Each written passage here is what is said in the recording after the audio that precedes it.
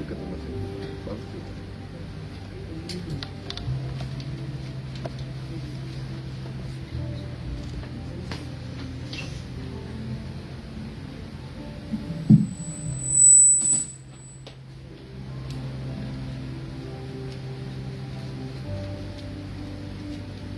Shalom saudara-saudara, Shalom. siang. Selamat berbakti di Maranatha. Sebelum memulai kebaktian, mari kita berdoa bersama.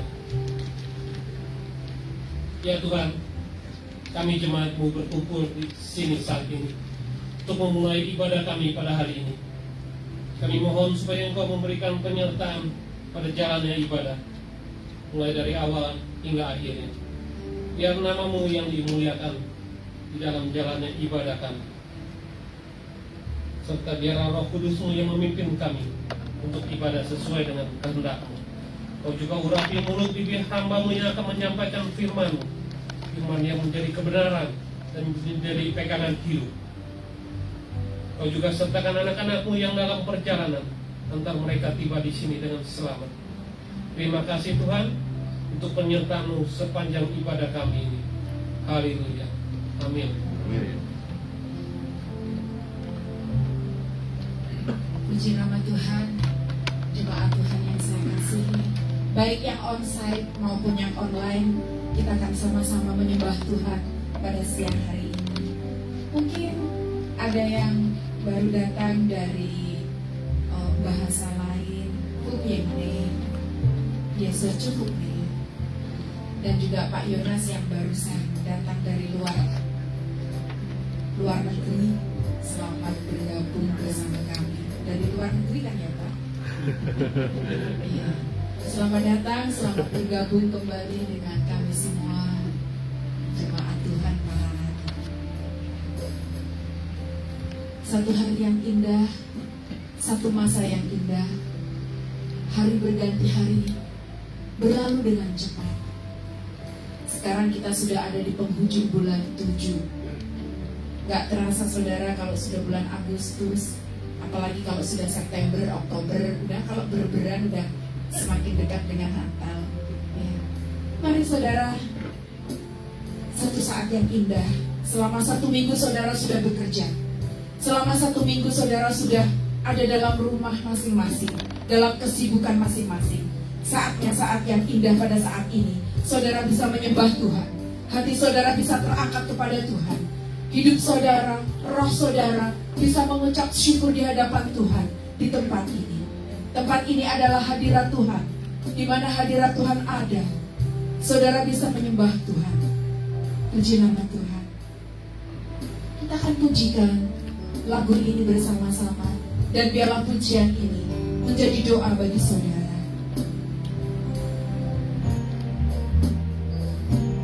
Bahwa ketenangan hanya ada di dalam Tuhan Yesus. Jawaban hanya ada dalam Tuhan Yesus.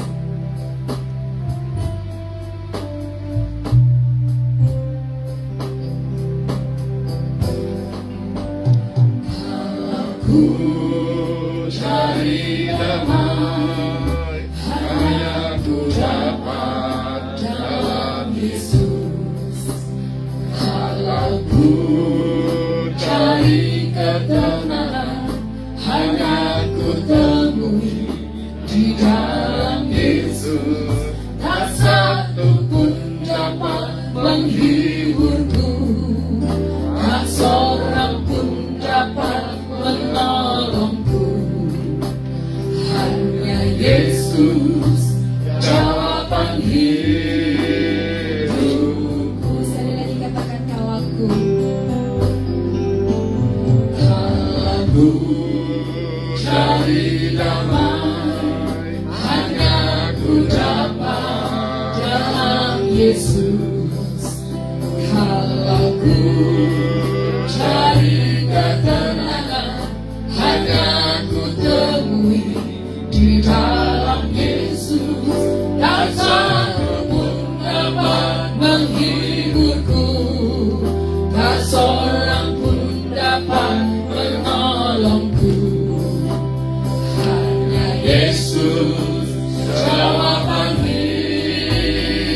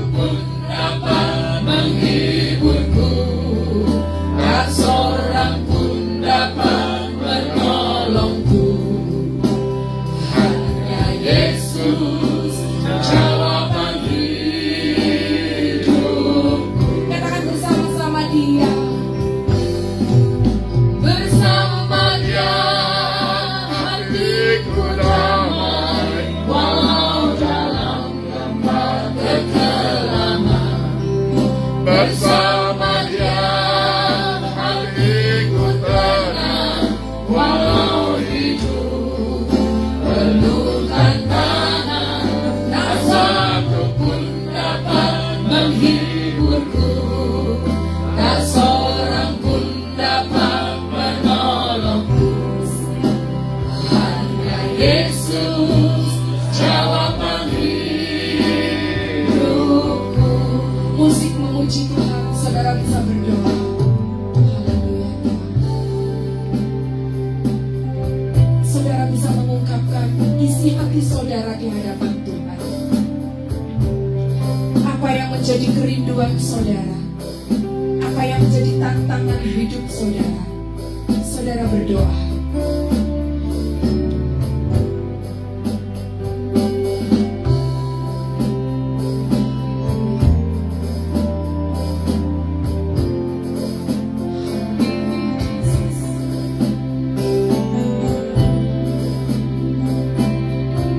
Katakan sekali lagi, kalau ku cari damai.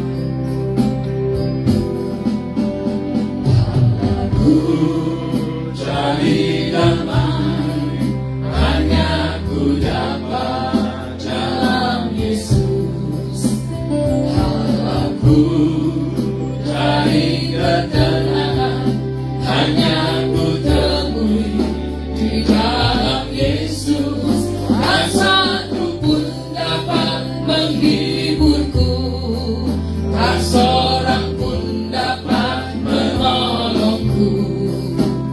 Hanya Yesus jawaban hidupku.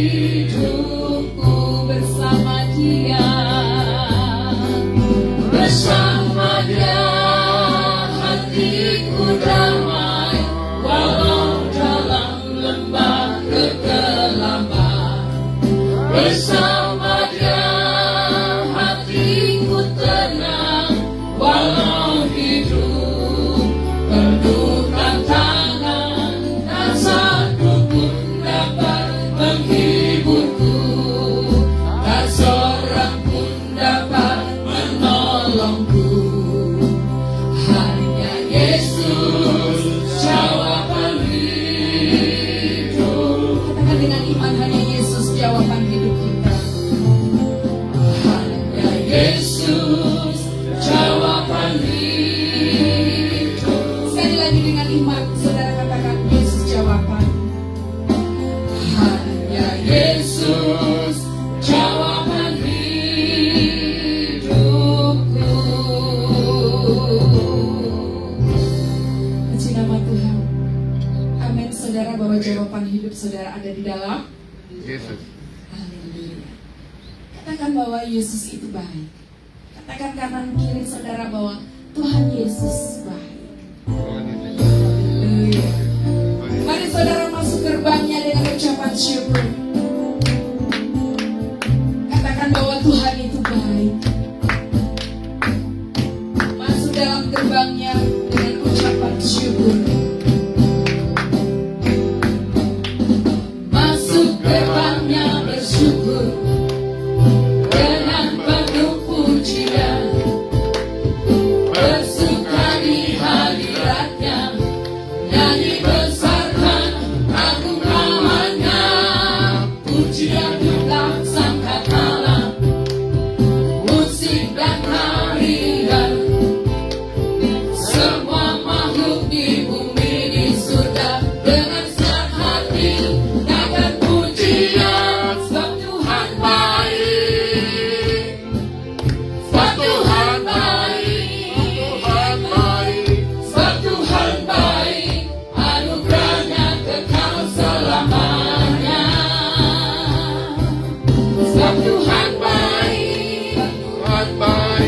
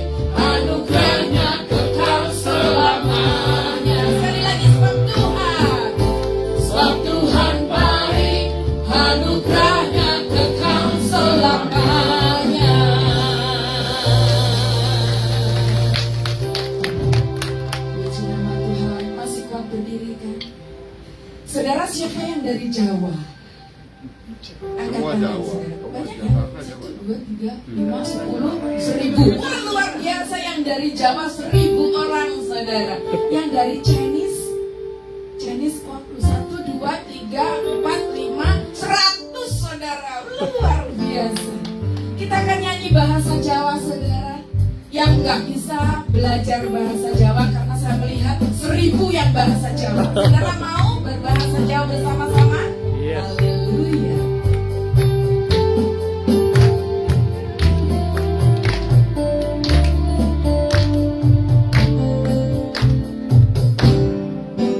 Monggo sambil derek Gusti, monggo sambil derek Gusti, Gusti Yesus juru wilujeng. Monggo monggo sambil derek Gusti, monggo monggo mas sambil derek Gusti, monggo mbak sambil derek Gusti, Gusti Yesus juru wilujeng. Monggo monggo sambil derek. Katakan dalam Yesus, dalam Yesus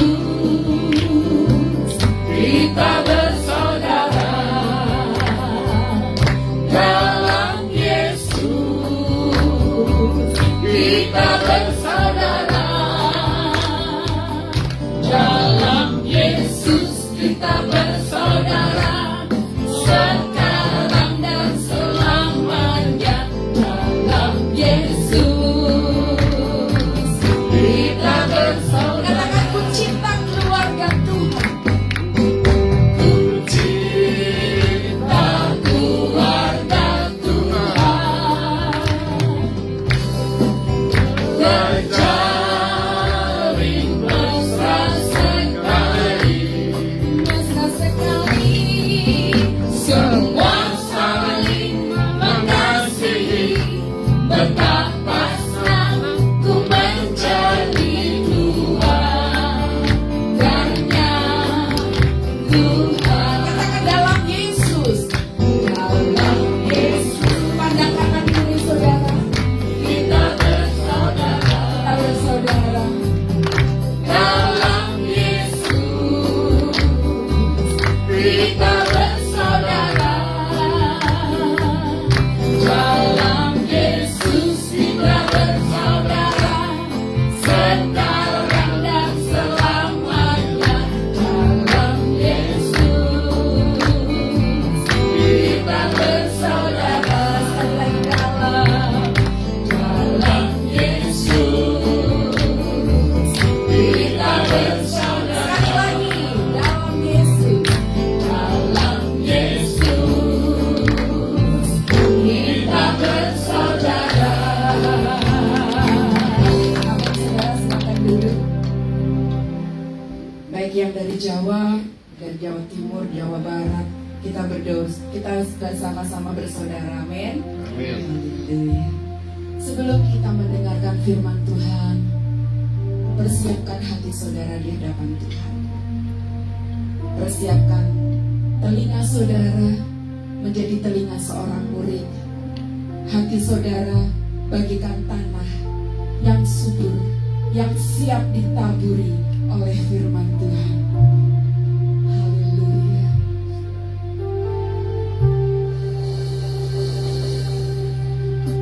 Bagikan bencana siap dibentuk, demikian hidupku di tanganmu, dengan urapan kuasa rohmu, ku dibaharui selalu.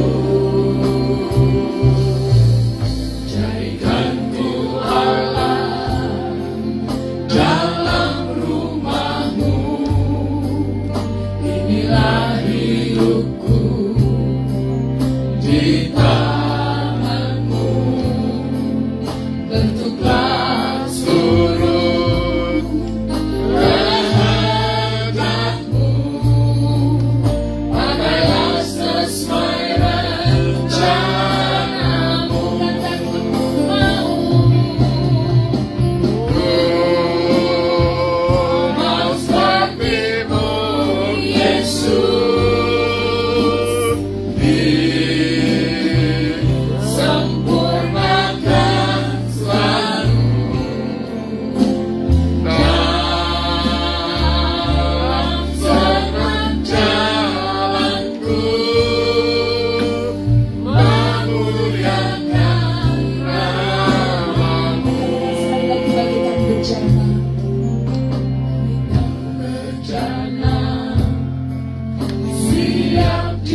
Jadikan ini doa saudara. hidupku di tanganmu, dengan urapan kuasa rohmu, ku dibaharui selalu. Jadikanku Allah dalam rumahmu, berilah hidupku di tanganmu. Bentuklah seluruh kehendakmu, pakailah sesuai rencanamu. Mau sepertimu Tuhan, mau sepertimu Yesus, disempurnakan selalu dalam segenap jalanku, memuliakan namamu. Mau sepertimu Yesus. Pak Yonas. Mau sepertimu Yesus, disempurnakan selalu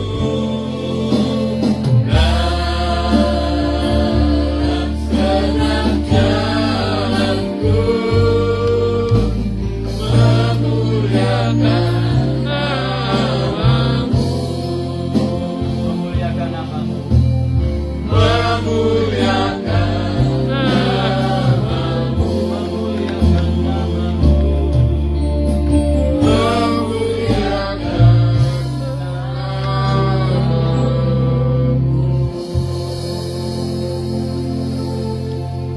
Inilah doa kami Tuhan. This is our prayer before you, Lord. That in our entire life we would like to praise you.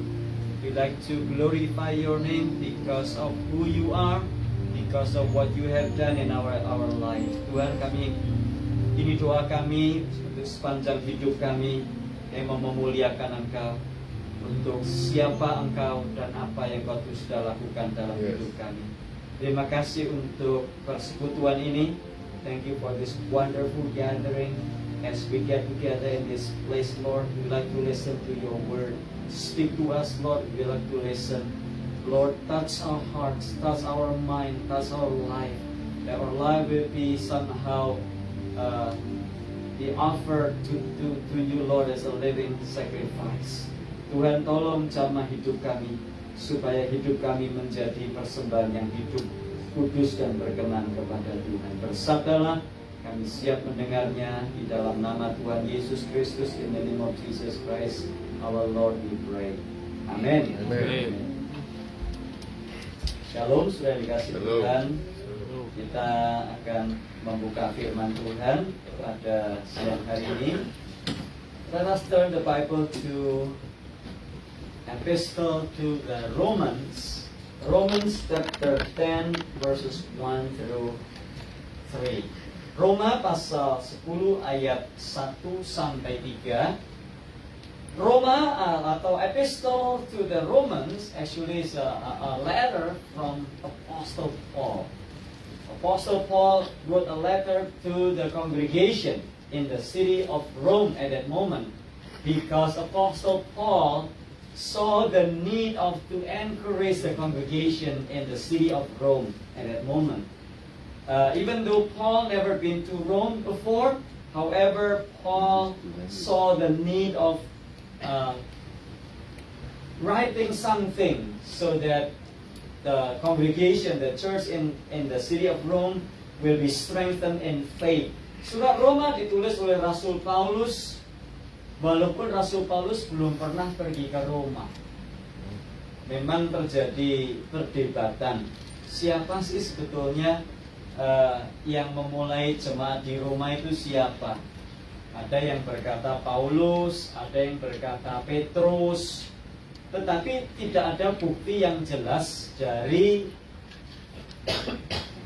sejarah siapa yang memulai jemaat di Roma. Walaupun ada sebagian yang masih bersikukuh, yang pertama kali mendirikan jemaat Roma adalah Petrus, ya terserah saja. Tetapi fakta-fakta sejarah tidak menyatakan hal itu.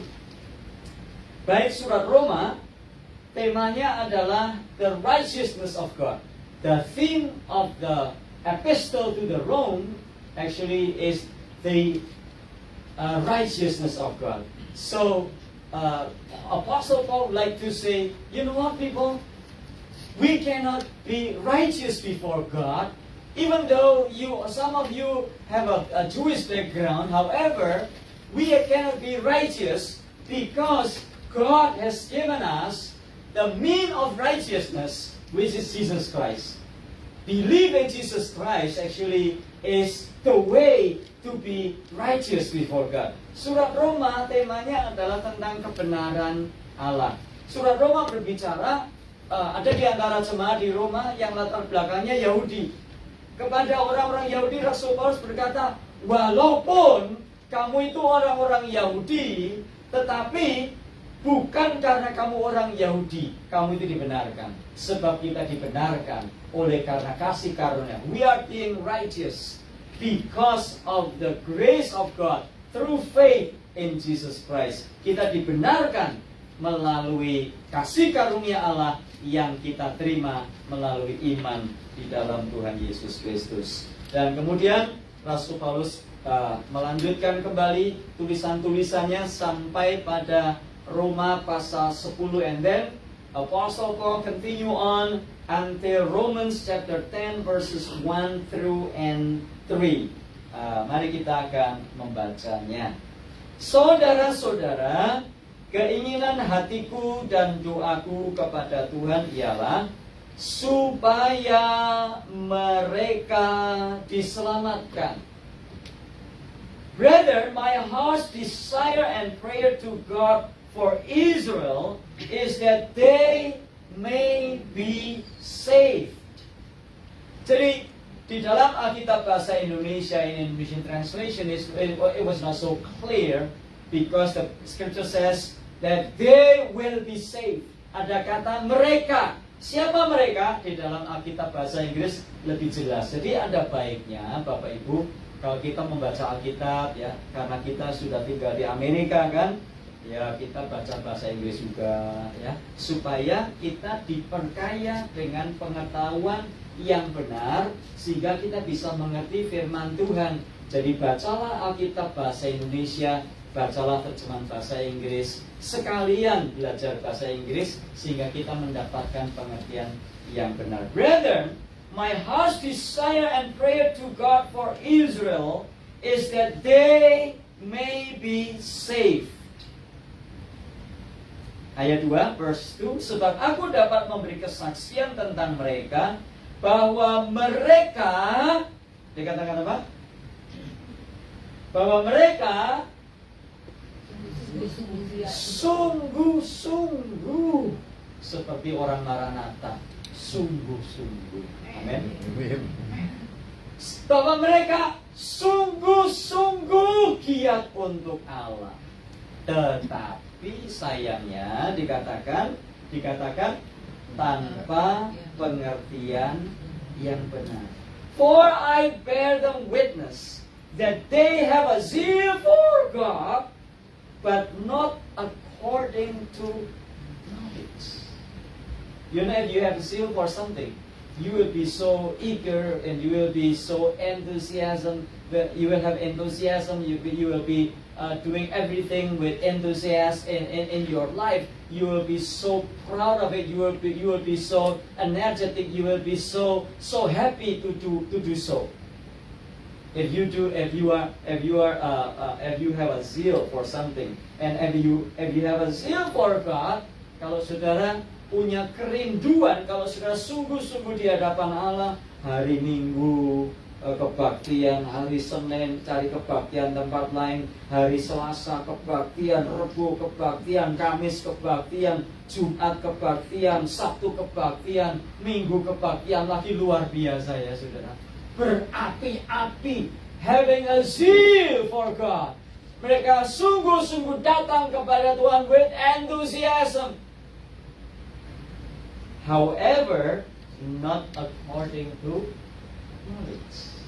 Ayat 3, sebab oleh karena mereka tidak mengenal kebenaran Allah dan oleh karena mereka berusaha mendirikan kebenaran mereka sendiri, maka mereka tidak takluk kepada kebenaran. For they being ignorant of God's righteousness and seeking to establish their own righteousness, have not submitted to the righteousness of God. Nah, sudah dikasih Tuhan,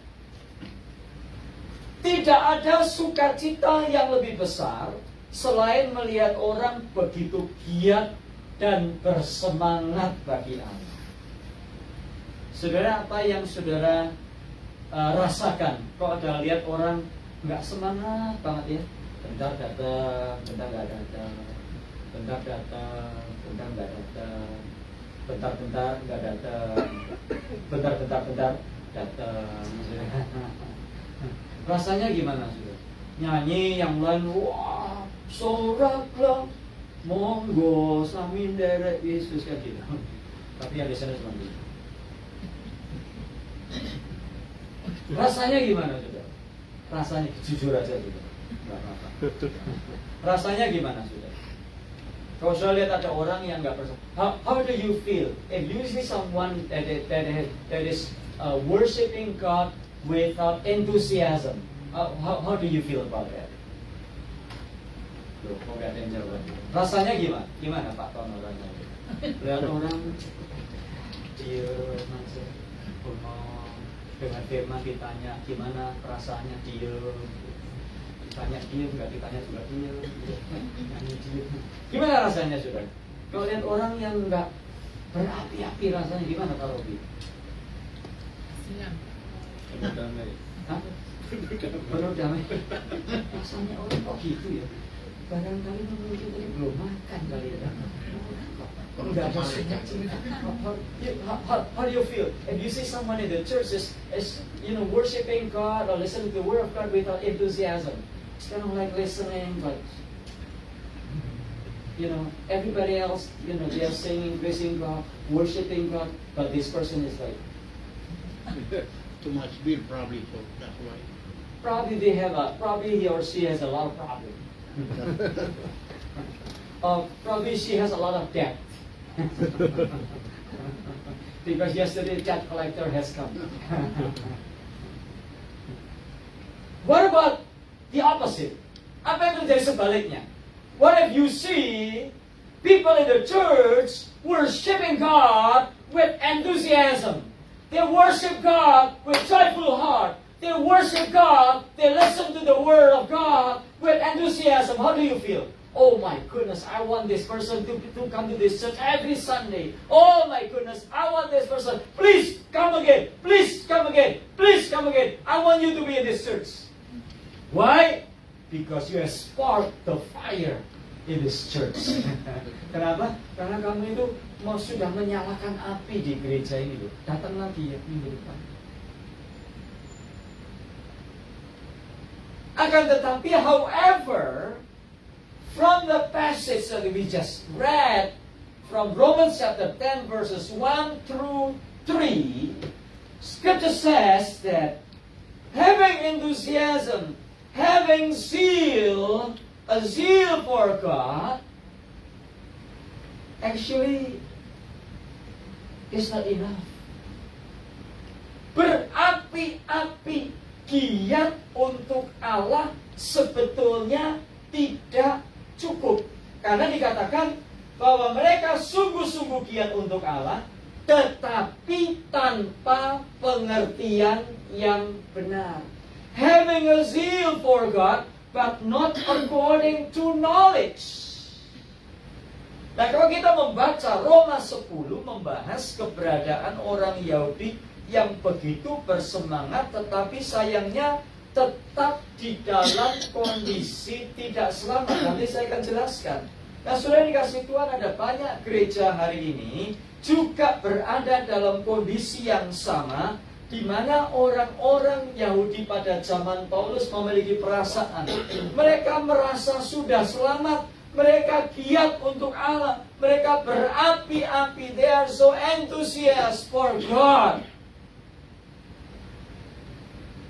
Akan tetapi kesalahannya adalah mereka tidak melakukannya dengan pengertian yang benar, sehingga akibatnya ayat 3, mereka tidak mengenal kebenaran Allah, mereka berusaha mendirikan kebenaran mereka sendiri, mereka tidak takluk kepada kebenaran Allah. Dan nanti kita baca di ayat-ayat yang ke-20 dan sampai ayat terakhir dari Roma pasal 10, mereka tidak menerima Kristus.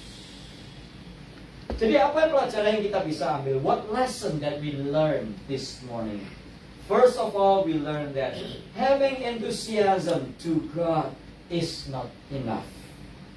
Bersemangat saja untuk Tuhan itu tidak cukup. Kenapa? Ayat 1. Why? Verse 1. Saudara-saudara, keinginan hatiku dan doaku kepada Tuhan ialah supaya mereka diselamatkan. Brother, my heart's desire and prayer to God for Israel is that they may be saved. What if someone pray that you might be saved? Does it mean that you are saved already or you are not saved yet? Artinya apa? Sudah, kalau sudah berdoa, Bu Priscilla, I pray that you will be saved. Do you think that Ibu Priscilla has been saved or not yet? Bu Priscilla sudah selamatkan atau enggak? Pinjam? Saya cuma pinjam. Bu Priscilla sudah diselamatkan atau belum? Bu Priscilla, saya berdoa supaya kamu diselamatkan. Saya tanya, Bu Priscilla sudah selamat belum? Belum. Tetapi mereka giat untuk Allah. However, they have a zeal for God. But Apostle Paul still praying that they might be saved. Artinya apa? Having zeal for God, bersemangat untuk Tuhan, giat untuk Tuhan, itu nggak cukup, sudah. Kenapa? Karena masih didoakan supaya selamat. Nah, ketika kita melihat beberapa orang yang bersemangat untuk Tuhan, kita memuji, bahkan kita berpikir dan kita mengambil kesimpulan bahwa semangat untuk Tuhan itu baik. Masalahnya adalah bahwa semangat untuk Tuhan itu tidak cukup. Hari-hari ini dirasa cukup bahwa seseorang mencari Tuhan dan mengikuti kehidupan religius. Hari Jumat ke rumah ibadah, hari Minggu ke rumah ibadah, hari-hari lain, hari raya datang ke rumah ibadah. Di dalam hati mereka, mereka berpikir yang penting adalah kita mencari Tuhan dengan penuh semangat, dan semua akan baik-baik saja karena Tuhan akan menghargai semangat kita dan menerima kita. Tuhan dirasa tidak pernah menolak siapapun yang tulus dan bersemangat untuk mengejar dan mencari Tuhan. Itulah yang ada di benak kita. That is mentality that has been in our mind so many years. We thought that being enthusiastic to God, having a zeal for God, that is what God wants from us. Kita berpikir bahwa Tuhan menghendaki kita bersemangat, berapi-api. Itu sebabnya seringkali ada gereja yang memaksa, memancing, mendorong jemaatnya untuk lompat-lompat. Ada yang sepanjang kebaktian lompat-lompat. Ada yang sepanjang kebaktian lari-lari karena bersemangat. Dan orang berpikir ini semangat seperti ini luar biasa. Dan kita berpikir orang bersemangat seperti ini pasti masuk surga. And we thought that those who have zeal for God, They will come to heaven. They will go to heaven directly because they have zeal for God. However, Scripture says, no. Bersemangat untuk Tuhan itu baik, tapi bersemangat untuk Tuhan itu tidak cukup. Rasul Paulus berbicara dengan sangat jelas bahwa semangat meskipun baik dan harus, tapi tidak cukup. Semangat harus diarahkan kepada cara yang benar. Having zeal for God, being enthusiastic, having enthusiasm for God is not enough. Lalu bagaimana dong? Apa kalau gitu ya udah saya nggak bersemangat aja? Salah juga. Kita harus bersemangat untuk Tuhan. Tetapi bersemangat saja itu tidak cukup. Seringkali orang menegur saya, Pak, sudahlah jangan terlalu teologis lah. Jangan terlalu zaklek lah. Orang Belanda bilang begitu ya. Tahu zaklek?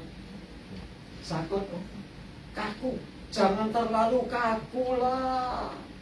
Sudahlah, cincai lah. Ya cincai apa artinya? Ya udah nggak apa-apa lah. Kacek-kacek dikit is okay. Yang penting kan semangat, Pak. Kalau orang seperti Bapak nanti malah pada nggak semangat semua loh. Bapak malah bahaya nanti, kacau loh malah kata-kata Bapak. Saudara, saya harap kita belajar ayat ini dan kita berubah. Giat untuk Tuhan itu very good. Having a zeal for God is very good. But that is not enough. Because God wants you to know Him. Because God wants you to come to Him with the right knowledge. Jadi Tuhan menghendaki kita, saudara, untuk meningkat. Bukan cuma bersemangat. Bahkan ada kemarin di gereja di tempat saya dulu malah melayani, nyanyi saudara. Mari saudara, kita goyang-goyang saudara ya. Kita goyang-goyang saudara. Mari nyanyi musik. Oh betapa indahnya. Terus musiknya iramanya sudah salah, tapi orang suruh goyang-goyang loh. Mestinya lah bilang, oh betapa indahnya dan betapa eloknya. Kalau gitu iramanya kan enak sudah. Ini yang nyanyi ini iramanya sudah salah. Oh betapa indahnya. Ayo saudara goyang. Tak pikir sing digoyang apa? Mari saudara goyang saudara. Nah kadang-kadang kita juga masuk di dalam jurang yang sama saudara. Pemimpin pujian merasa puas kalau jemaat itu goyang-goyang semua. Tetapi goyang tidak membuat Anda itu masuk surga. Let us dance. Yeah. There was a song, but lately nobody sang that song anymore. The song is like it. I wanna dance to, let us dance. Dance, I want dance, because of Jesus. Let me tell you, dancing will not bring you to heaven.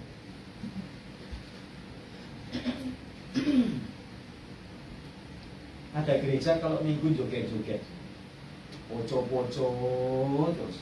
Bukan salah ya, bukan nggak boleh, boleh aja. Tapi ada gereja asal tiap minggu kok poco-poco. Saya jadi heran, ini gereja ini ibadah atau poco-poco? Poco-poco tidak bawa saudara ke surga. Maaf aja. Giat untuk Allah. Have a zeal for God. But I pray that they may be saved. Ini Israel loh sudah. Israel itu tanya Andre, bulat balik ke Israel sampai jadi kayak orang Israel. Orang Israel itu zilnya kepada Tuhan kayak apa Andre? Coba diceritakan. Luar biasa sudah. Sampai ini rambutnya aja ini rambut itu gak dipotong gitu. Betul ya, ortodoks itu. Ini gak dipotong gitu. Kok siapa yang Israel ya, kocok mesinnya. Foto sama orang-orang itu tapi ditolak juga kan. Mundur. Terus apa lagi sudah? Ada yang pakai biru sama putih di sini. Biru sama putih itu mengingatkan perjalanan mereka melewati laut, menyeberang laut Teberau. Sebetulnya. Mereka tuh having a zeal for God. They have a zeal for God. They are so they are coming to the Lord with enthusiasm. Apalagi yang kurang dari orang Yahudi.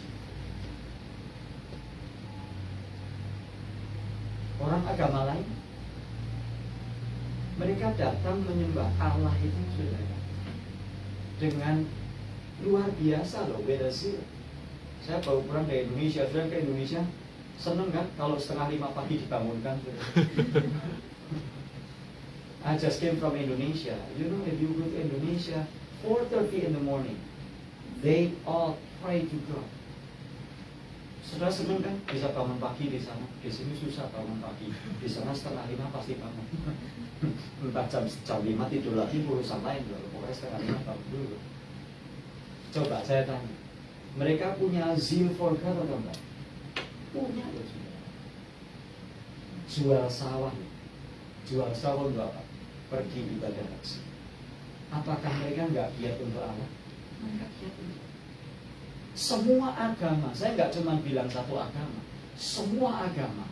Ada banyak orang yang giat untuk Allah. Tapi firman Tuhan katakan giat Allah, giat untuk Allah tanpa pengertian yang benar is sama dengan kita ini masih kurang sesuatu.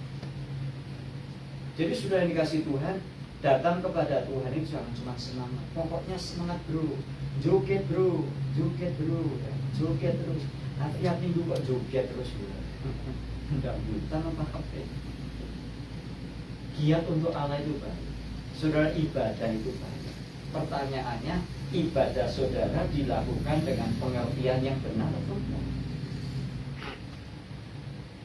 Is your worship, you do your worship with the right knowledge or not? Kalau kita membaca, dikatakan, sebab aku dapat memberi kesaksian tentang mereka, bahwa mereka sungguh-sungguh giat untuk Allah, tetapi tanpa pengertian yang benar. Kata pengertian di situ diterjemahkan dari kata epignosis. Epignosis artinya pengertian yang tepat, pengertian yang persis. Precise knowledge, precise understanding. Jadi kita perlu memperhatikan dengan sungguh-sungguh dan jelas bagaimana Paulus berbicara dalam ayat-ayat ini. Dia berbicara tentang orang-orang Yahudi yang memiliki semangat yang tidak didasarkan pada pengetahuan. Dan inilah yang pertama yang perlu kita pahami, bukan karena orang-orang Yahudi tidak memiliki pengetahuan. It is not because the Jews didn't have knowledge. They have knowledge. We have knowledge. Kita semua memiliki pengetahuan. Tetapi masalahnya adalah, apakah pengetahuan yang kita miliki membawa kita kepada penyembahan yang betul? Dan sudah dikasih Tuhan, orang-orang Yahudi memiliki agama dengan pengetahuan tentang kitab suci. Mereka kalau lihat orang Kristen itu ketawa juga. Orang Yahudi itu kalau lihat orang Kristen ketawa. Mereka menyebut orang Kristen itu sektenya mereka. The Jews, they have zeal for God. They worship God. They worship God and they pray to the Lord. Even 3 times a day, 4 times a day, 5 times a day. Gereja Syria Ortodoks, mereka melakukan sholat itu 7 kali sehari. They pray to God 7 times a day. However, their prayer, they did it without right knowledge. Sudah dikasih Tuhan, gereja-gereja saat ini dipenuhi dengan pengetahuan manusia. Dan itu sebabnya manusia, mereka membangun segala sesuatu dengan kebenaran manusia. Seperti dikatakan ayat 3, mereka berusaha mendirikan kebenaran mereka sendiri. Pertanyaannya adalah, apakah kita rindu memiliki pengertian yang benar seperti yang dikatakan Rasul Paulus, ataukah kita merasa cukup sampai sejauh ini? Sudahlah, namanya sudah faktor sudah faktor umur, udahlah nggak ada waktu. Keliru. Makin kita berumur, harusnya kita makin belajar firman Tuhan untuk kita mendapatkan pengetahuan yang benar akan Tuhan dan firman. Orang Yahudi beribadah kepada Allah, melakukan hukum Taurat. Hari Sabat mereka nggak melakukan apa-apa. Tetapi pada waktu firman Allah datang, kebenaran Allah datang dan menyatakan bahwa keselamatan hanya didapatkan melalui iman kepada Yesus Kristus, mereka nolak. Kenapa? Karena mereka terlalu bersemangat sampai mereka akibatnya apa? Membangun kebenaran menurut diri mereka sendiri. Nah, ini kita lihat bagian yang ketiga. Akibat dari ibadah tanpa pengertian yang benar adalah ayat 3. Sebab oleh karena mereka tidak mengenal kebenaran Allah, dan oleh karena mereka berusaha mendirikan kebenaran mereka sendiri, maka mereka tidak takluk kepada kebenaran Allah. Jadi mereka tidak mengenal kebenaran Allah. Artinya apa?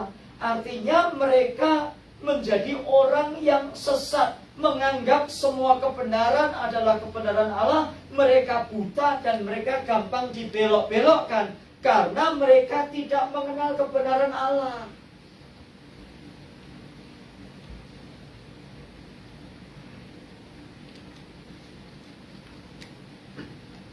Saya mau melontarkan satu kalimat. Kalimatnya gini: setiap firman yang disampaikan dari mimbar ini pasti betul. Ya. Nomor 2, firman yang disampaikan dari mimbar ini bisa betul, bisa salah. B ya. C, firman yang disampaikan dari mimbar ini salah. Ayo, pilih mana? A, B atau C? B. A, firman yang disampaikan dari mimbar ini pasti betul. B, firman yang disampaikan dari mimbar gereja bisa salah. C, firman yang disampaikan dari mimbar gereja selalu salah. A, B atau C? B. A, B. selalu betul? No. Yang nggak betul itu Selalu betul? hampir penjelasannya kan. Hati-hati sudah. Kalau kita tidak mau, bahasa Indonesianya tolong. Kalau kita tidak mau belajar memiliki pengertian yang benar, maka hati-hati bahwa kita bisa dibelokkan menurut apa yang manusia menyampaikan dari mimbar manapun.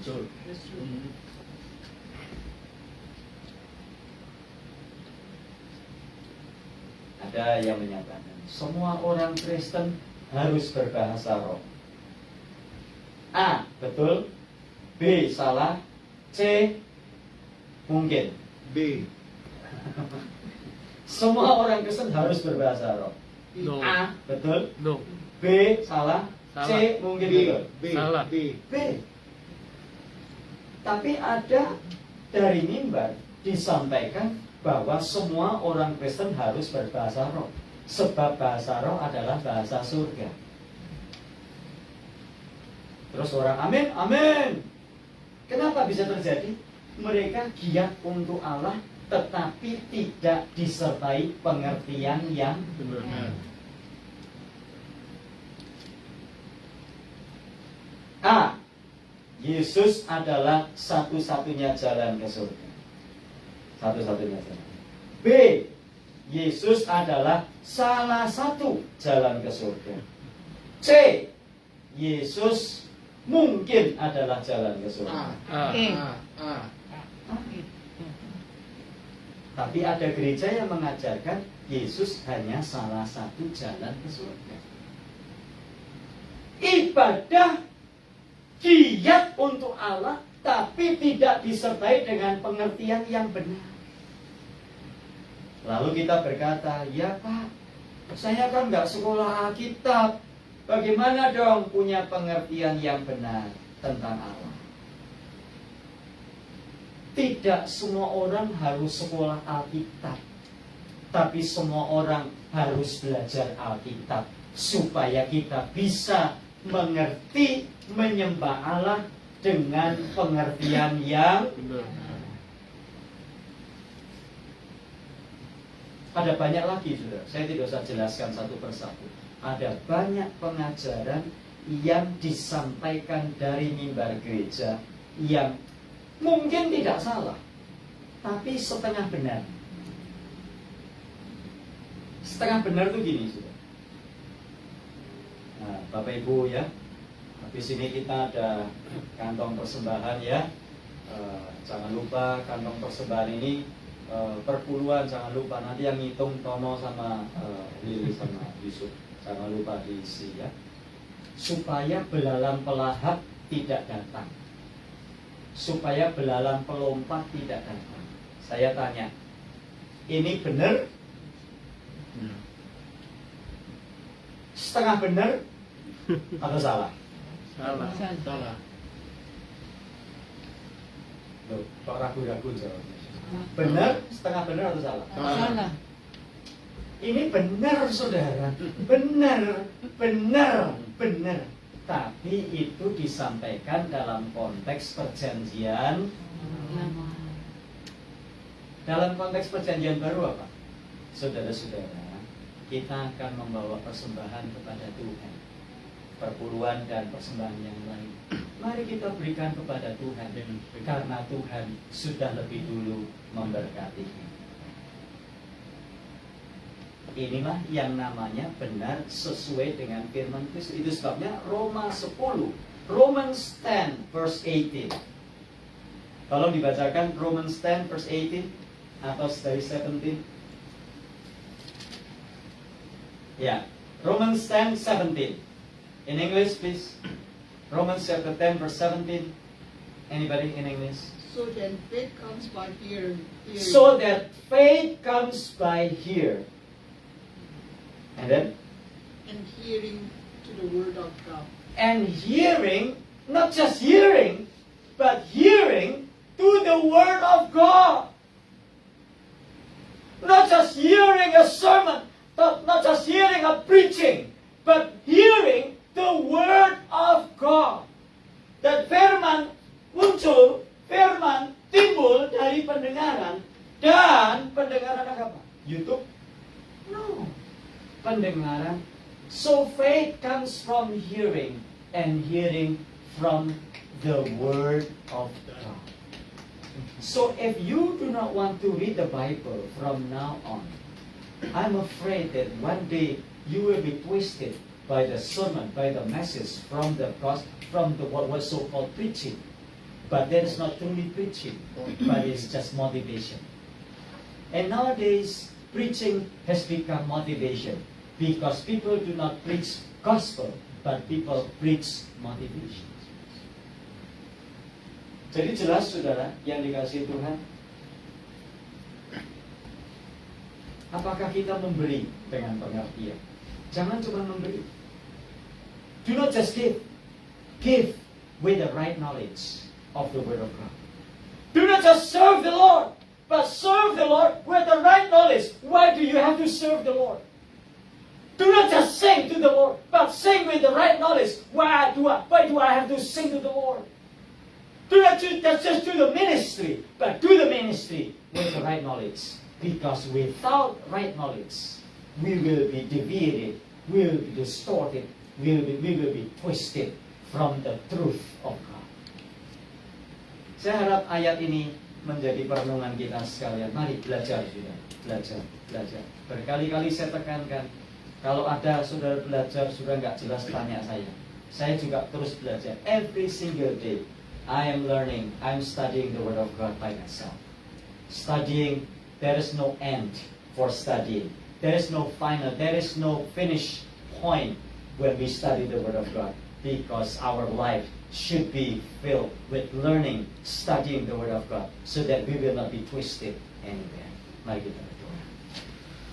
Our dear Heavenly Father, what a precious time as we learn together from Romans chapter 10 verses 1 to 3.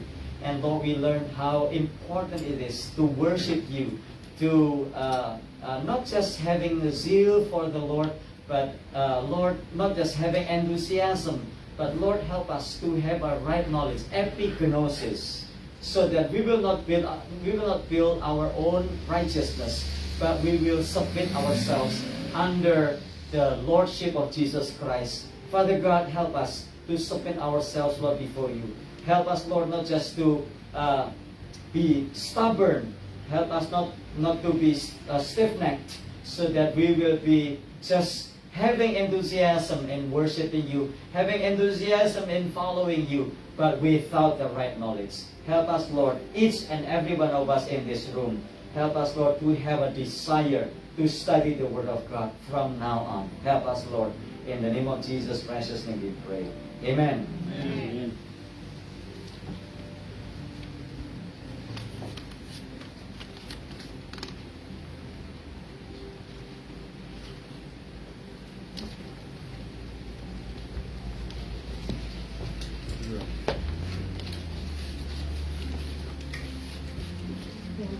Terima kasih kepada Pak Yonas yang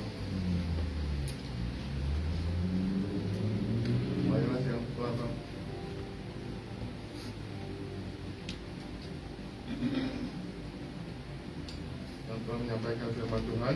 Mari saudara kita akan menaikkan doa syafaat kita. Mari saudara kita datang kepada Tuhan. Tuhan dalam Bapa kami dalam surga, setelah kami mendengarkan firman Tuhan, kami ya Tuhan minta tolongnya Tuhan supaya kami dibenarkan. Perbaiki kehidupan kami ya Tuhan, dan ingatkanlah kami melalui Roh Kudus-Mu ya Tuhan di dalam kehidupan kami sehari-hari.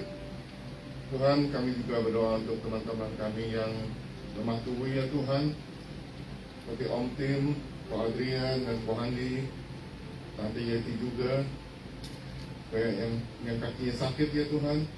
Tuhan terus lindungi dan sempurnakan kesembuhan daripada saudari kami Liani, Tante Grace, Steve, Ibu Aimin, Aing, May, Peter, Chan, and Pak Arisus Santo. Dan kita juga berdoa untuk para senior kita, yaitu Tante Olga, Yuliana, Tante Yeti, Sylvia, Om Budi, Tante Hana yang ada di Singapura.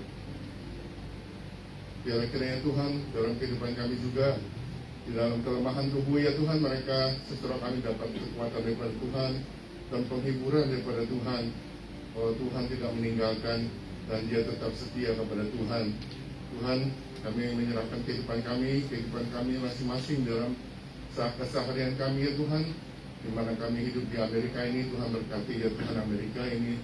Sekali lagi kami menyerahkan Tuhan ikut campur dalam pemerintahan Amerika ya Tuhan.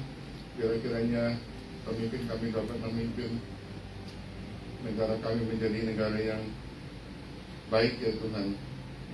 Tuhan, kami juga menyerahkan saudara kami yang ada di Indonesia. Mereka ya Tuhan, biar kiranya Tuhan bekerja melalui Indonesia juga Tuhan. Kami tahu Tuhan memberkati Indonesia ya Tuhan. Sekali lagi kami serahkan kehidupan kami sehari-hari ke depan ya Tuhan ke dalam tangan Tuhan, karena kami hanya bersandar dalam satu nama, yaitu nama Tuhan Yesus. Dengan Tuhan doa kami ini kami panjatkan hanya di dalam nama Tuhan Yesus. Amin.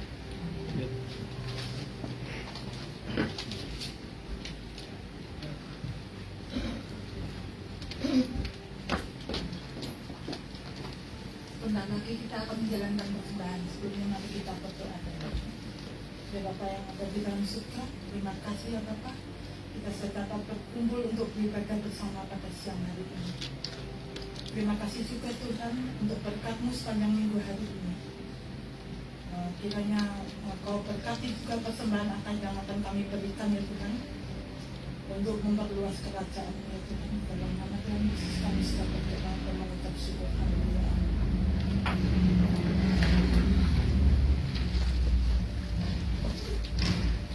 Amin. Saudara, sambil mempersiapkan persembahan, kita akan pujikan Monggo Sang Hyang Kristi. Terima kasih buat persembahan saudara. Biar apa yang saudara tabur, yang saudara tuai. Puji nama Tuhan. Sambil persembahan dijalankan, yang sudah memberi, saya undang bangkit berdiri. Mari monggo, Derek Gusti.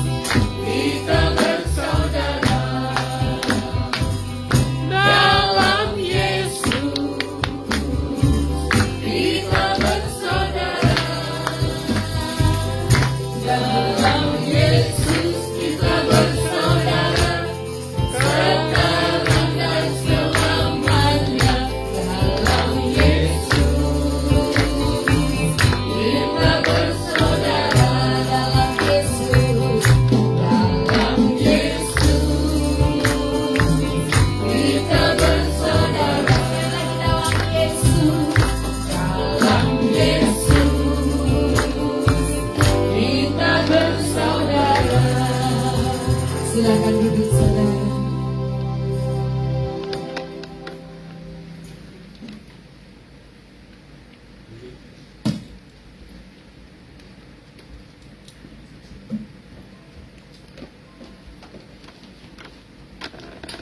Teman-teman, pada siang hari ini saya mau bersaksi untuk kebaikan Tuhan. Pada tanggal 17 Juni ini saya sebetulnya belum mau pulang. Saya sudah beli tiket tanggal 29 Juni untuk pulang ke Indonesia. Tapi Tuhan punya rencana lain. Anak saya meninggal dan saya harus pulang tanggal 18 Juni ini kemarin. Dan kejadiannya saya sudah terakhir pulang tahun 2019 dan saya sudah lama tidak melihat paspor saya, dan paspor saya setelah itu tidak berlaku. Saya tidak tahu juga tanggal 17 itu saya kerja dan saya mendapat telepon dari Indonesia bahwa anak saya meninggal, makanya saya harus cepat-cepat pulang dari kerjaan. Lalu saya melakukan PCR dulu jam 9 pagi tanggal 17, dan saya mau memesan tiket pesawat ke Indonesia. Dan setelah saya lihat paspornya, loh kok sudah tidak berlaku, pada tanggal 17 itu sudah habis, pas saat itu 17 itu sudah habis. Dan pada saat itu Kokehin juga datang ke rumah.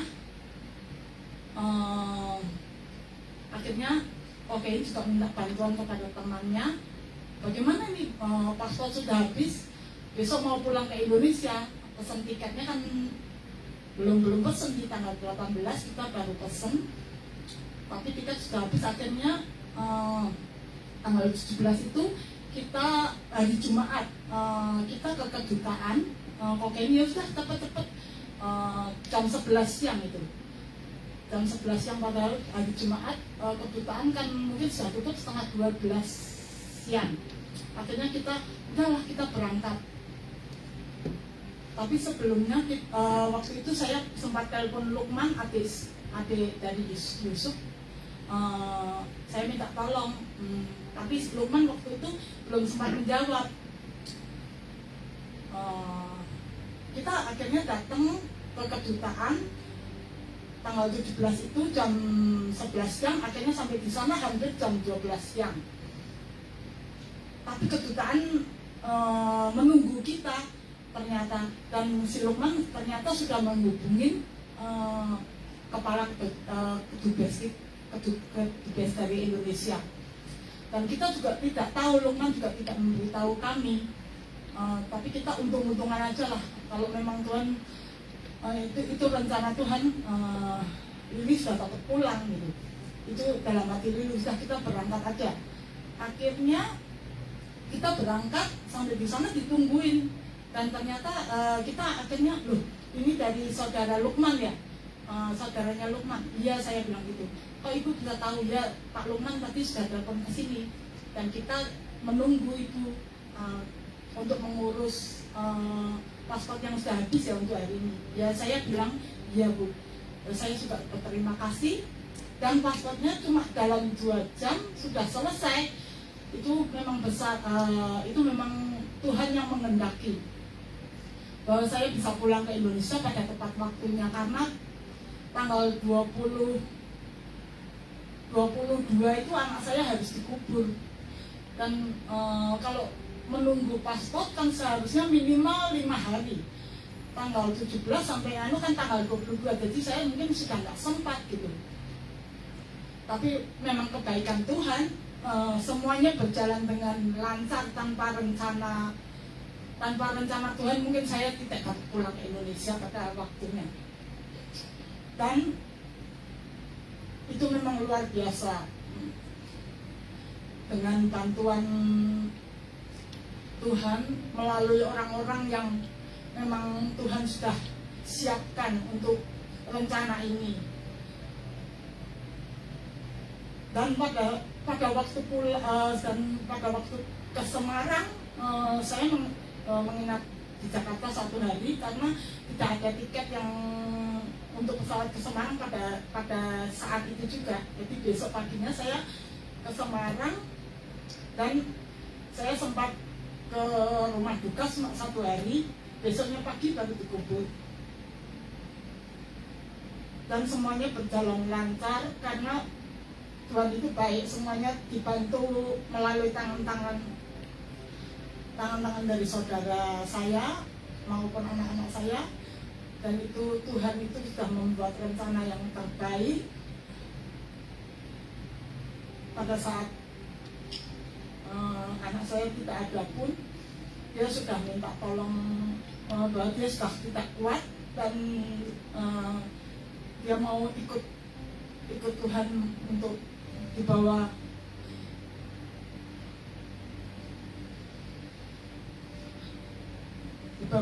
pulang. Dia bisa bilang, saya tidak kuat, saya sudah tidak kuat.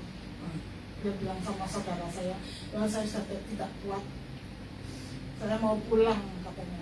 Akhirnya dia memang pulang, dan itu menurut saya rencana Tuhan memang sudah yang paling terbaik, karena mungkin Tuhan melihat tidak anak saya untuk tidak untuk mau bertobat, dan untuk orang-orang di sekelilingnya juga mau melihat bahwa Tuhan itu baik. Dan pada saat semuanya juga berjalan lancar sampai ke pemakaman, dan surat-surat yang anak saya butuhkan maupun yang semuanya beres sampai pada tanggal 17 sebulan yang lalu. Pada saat sebulan yang lalu dia sudah beres. Jadi surat-suratnya tepat tanggal 17 dia meninggal, 17-nya kemudian 17 Julinya surat-surat juga sudah beres. Jadi tepat 1 bulannya surat-surat sudah beres semua sudah beres, dan tanggal 17 Agustus ini dia juga ulang tahunnya dia sebetulnya. Makanya saya pulang sebetulnya untuk ulang tahunnya dia juga. Dan saya merasa bersyukur meskipun Tuhan telah mengambil anak saya, tetapi saya bersyukur karena itu mungkin rencana Tuhan yang terbaik. Dan pada saat saya mau pulang ke sini, saya juga mengalami kendala untuk terbang, yaitu sebetulnya saya naik Citylink, biasanya kan nggak pernah delay, tapi ternyata delay 1 jam. Pada waktu itu jam 4 sore, dan saya terbang ke sini harusnya 10 malam. Saya jadi sampai di Jakarta seharusnya jam 5 lebih ya. Jadi cukup waktu kan. Tapi ternyata Citylink saat itu delay karena di Jakarta hujan deras. Pada pagi harinya hujan deras. Akhirnya delay sampai 1 jam. 1 jam ada pengumuman lagi, delay sampai 2 jam. Saya sudah ketar-ketir juga, saya sudah takut. Ini pasti saya tidak cukup waktu untuk penerbangan ke sini. Tetapi Tuhan itu sekali lagi menunjukkan kebaikannya.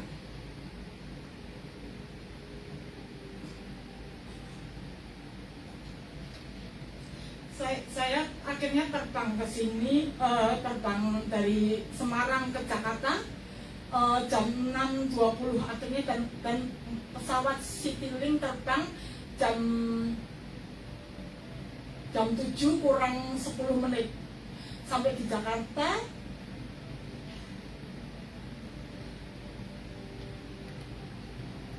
Sampai di Jakarta jam 8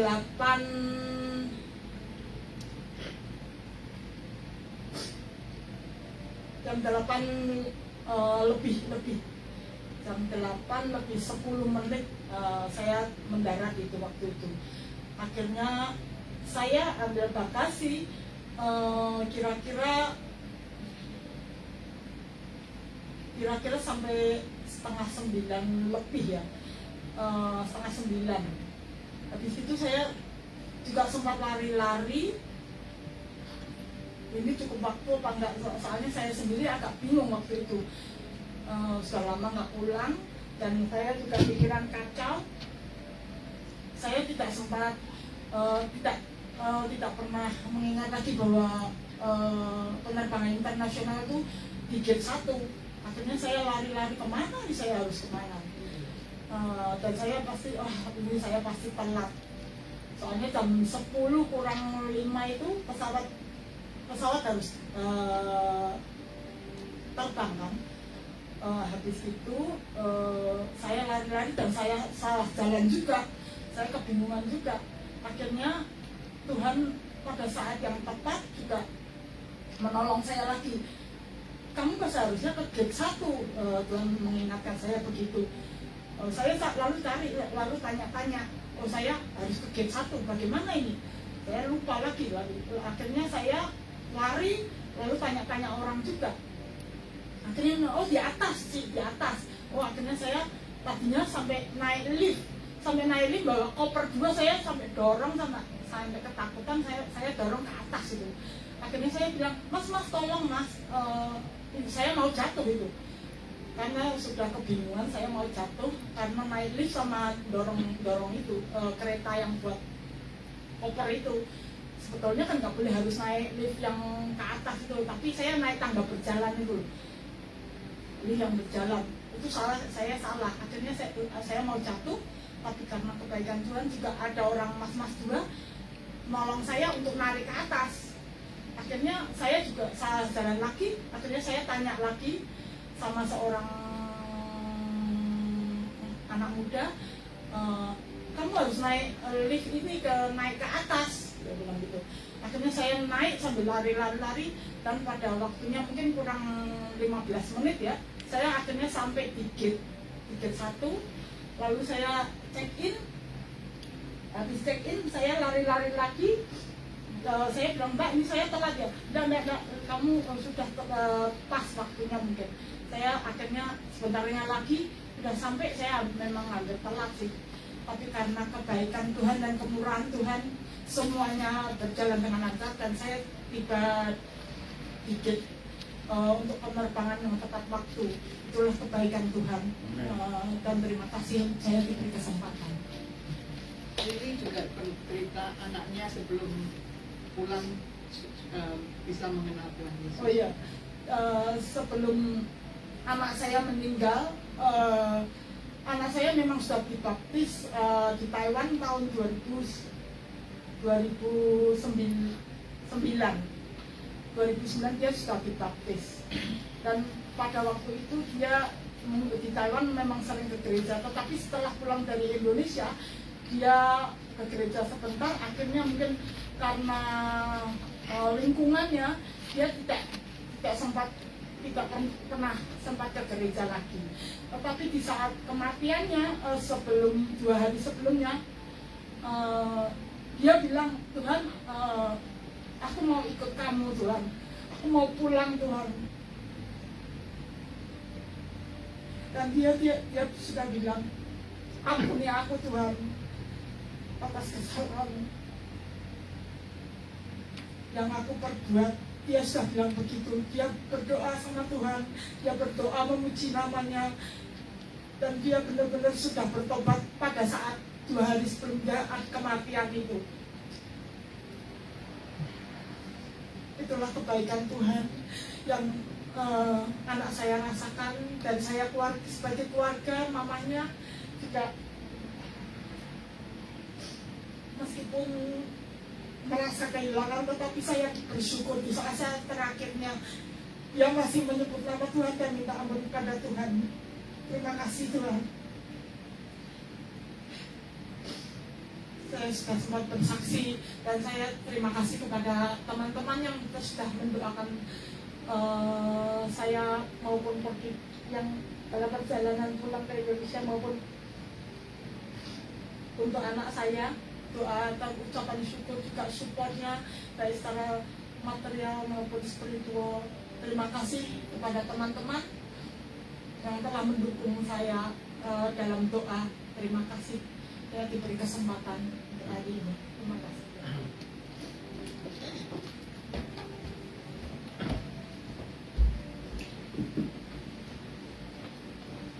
Hubungan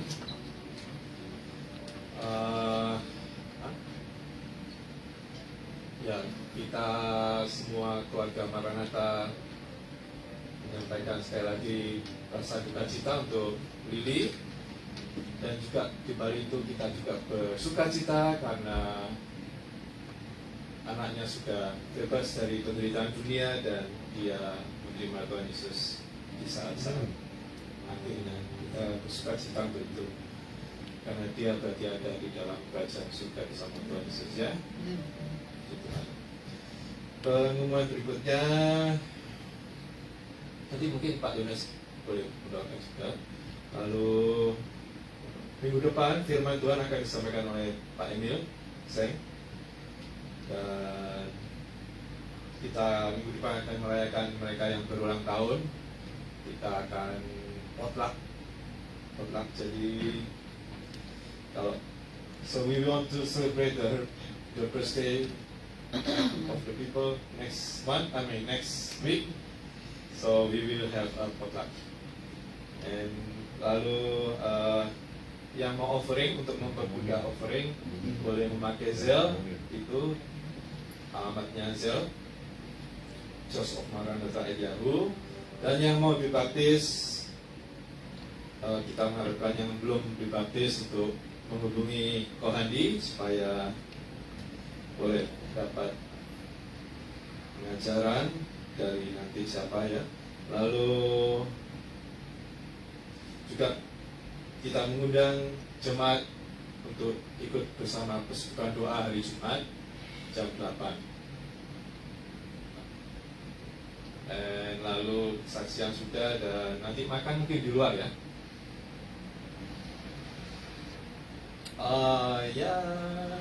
We want to invite you to have a praying fellowship every Friday at 8 o'clock at PM. If you want to join with the prayer fellowship.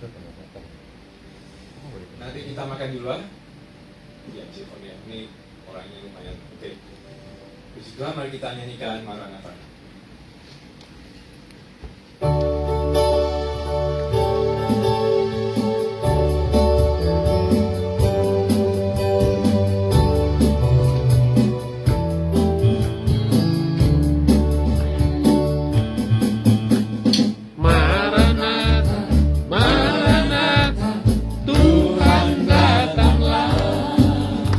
Siapkanlah dirimu, sambut kedatangannya.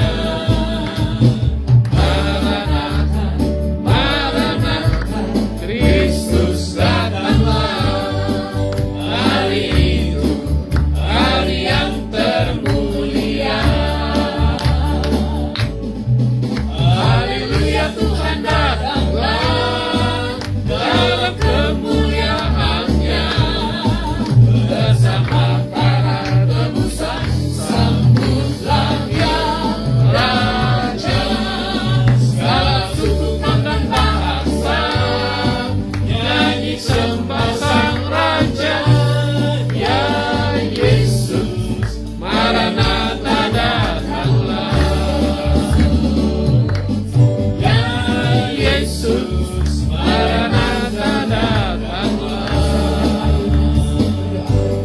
Ya Yesus, Maranatha datanglah.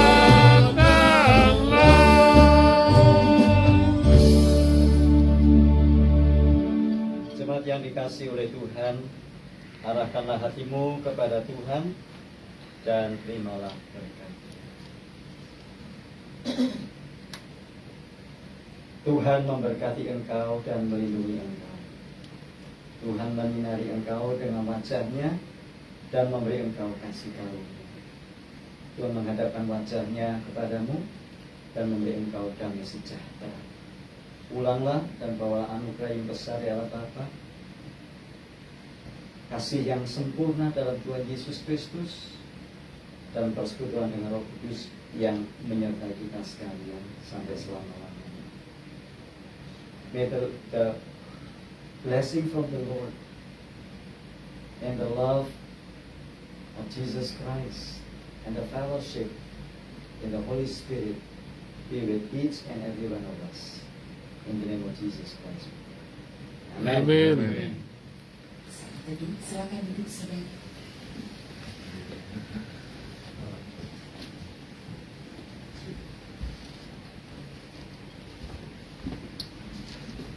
Selamat hari Minggu, Tuhan Yesus memberkati.